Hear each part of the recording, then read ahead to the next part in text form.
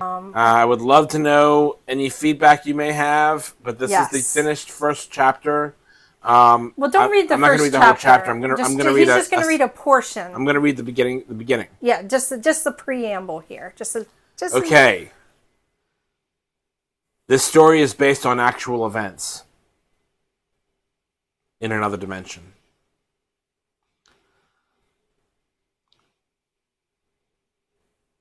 1. Siege. Terra 2, USA, Maryland, Baltic City, June 4th, 1994.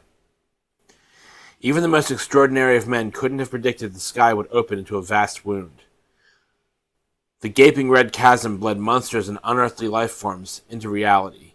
It was a rift, and through it came an unnamed infestation, legions of shadowy figures, each one different in some twisted way.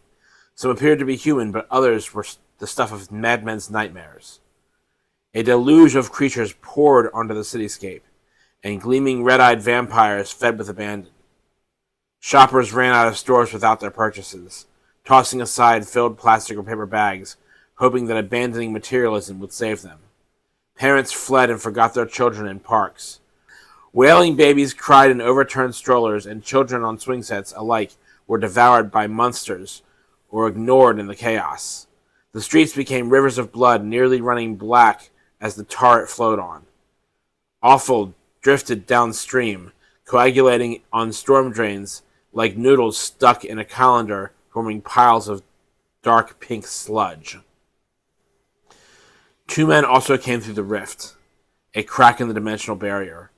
One hovered above the panicked crowds, while the other stood atop the Baltic City Global Trade Center, overlooking the entire city menacingly. Covered from head to toe with alien-like ammunition and weapons from some foreign and unfamiliar place, the levitating man was dressed for battle. Donned in a glossy black flight suit, he effortlessly carried a handheld cannon. With a single motion, he fired. As the ion cannon charged up, a cyan light illuminated the interior of its structure and then sent out an electromagnetic pulse, disabling all electronic devices in the immediate vicinity. Atop the building, the second man, wearing a hematite breastplate covered in amethyst and magenta gems, pointed to different places as he directed the chaotic violence. His breastplate drew people into his thrall, his victims begging for release. They suddenly wanted to obey his wishes. They wanted to please him. He was now their master. Silence the city. I can imagine Finn saying that too. He has said it. Yeah. Whew. It's different, but so familiar from our podcast. You know, it's.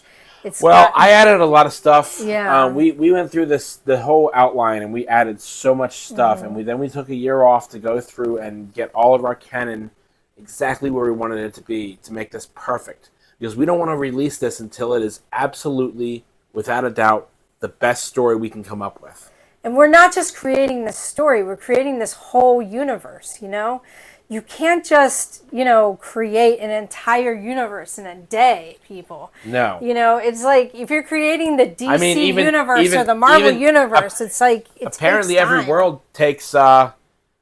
Every world takes 7 days to create it, or 6 days to create, according to the Bible, right? Yeah, that's every planet. We're creating so many worlds, and we're creating, all these universes, and this is a lot. Yeah. Yes. Yeah. It's all right.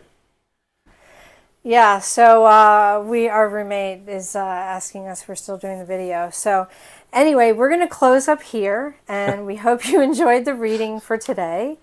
And we hope you try the recipe. If you do, let us know in the comments. Let us know what you think of the story so far. And if you've listened to the podcast, the web series. That's just the first little section. There's so much more. We start off in Terra 2 this time, and we do a lot more detail than before. It's really it's a lot of fun going through this world and making a story and we are doing our best to get this out to you. The last episode and the book. Yep. But the book probably won't be out till sometime in either late 2024 or early 2025. Yep. We also have other stories we're working on. One of which is called Christmas at the Kane House, which is part of our Yule Logs anthology, our holiday anthology, which will be out next, I would say, September or October. Yeah, we're going to take an extra time on this because we're not done in the editing. And, we wanted to take extra time and make sure it's absolutely perfect. Now, I want to tell you something about Christmas at the Kane House. Kane is Darian's last name. That Darian Kane is the main character of the podcast and of the book. He is the Immortal. Now, the Christmas at the Kane... Now, the Immortal takes place in 1994. Where we put it back one more year because we wanted to do 1994 instead of 1995. Because that's the year I would have graduated had all the crap that happened to me hadn't happened. That means Darian is 17 years old in 1994, turning 18.